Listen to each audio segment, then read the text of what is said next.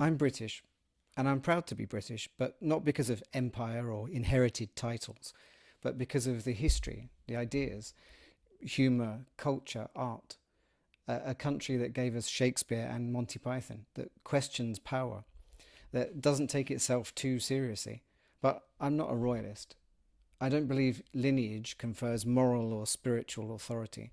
So when the former Prince Andrew was arrested on suspicion of misconduct in public office linked to the Epstein investigation, I wasn't shocked, but I was watching. Because this isn't just a legal story, it's a psychological one. Andrew, formerly the Duke of York, who's the younger brother of King Charles III, was arrested and questioned for hours, released under investigation. This follows years of scrutiny around his association with Jeffrey Epstein. And most people remember the 2019 BBC Newsnight interview, where he had no recollection of meeting Virginia Giuffre. The strange claim that he couldn't sweat due to a medical condition, saying that he stayed at Epstein's home because it was the honourable thing to do.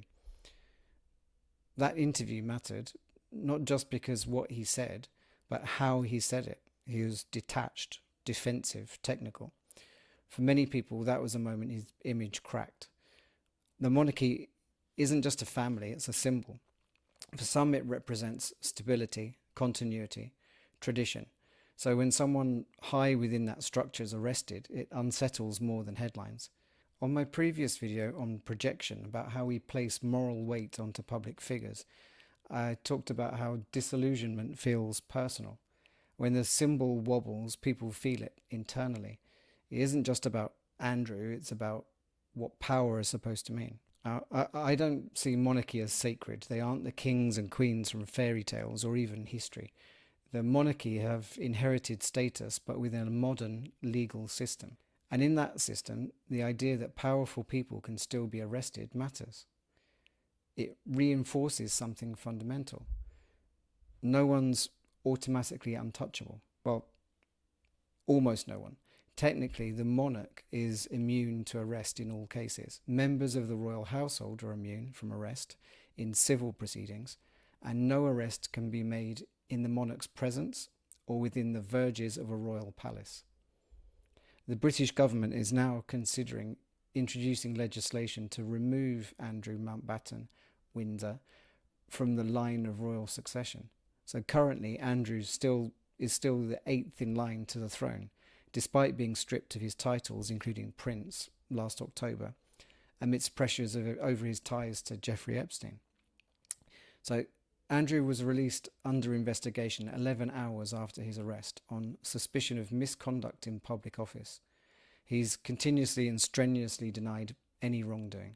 But there's ongoing tension and scrutiny with the Epstein files. Some names surface, other names remain redacted. So some people appear protected, and that creates another psychological fracture, the suspicion that accountability is selective. And when people sense uneven enforcement, trust erodes quickly. And in the Chopra-Epstein discussion, we looked at how people project spiritual authority onto gurus, and when cracks appear, it feels like a betrayal. Now, I know some people in the comments said they never trusted him, they always felt something was off. But other people got a lot from his books and his teachings.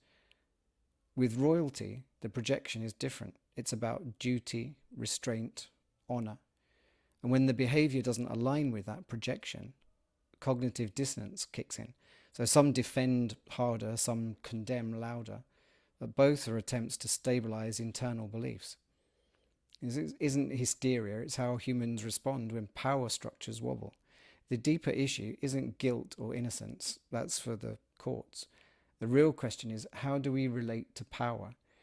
Do we assume immunity or expect corruption? Do we trust institutions or assume self-protection? When powerful figures face scrutiny, it surfaces our beliefs about fairness and hierarchy. That's why these stories feel heavy. They tap into something older than politics. I'm proud to be British, but pride shouldn't mean blindness. Accountability strengthens institutions. Selective protection weakens them. And psychologically, we need to believe that rules apply consistently, or trust dissolves. This isn't about outrage, it's about clarity. Because beneath every headline about power, there's a deeper story about how we think, what we project, and what we're willing to accept and believe about people in power. If you found this interesting, subscribe and watch the next video.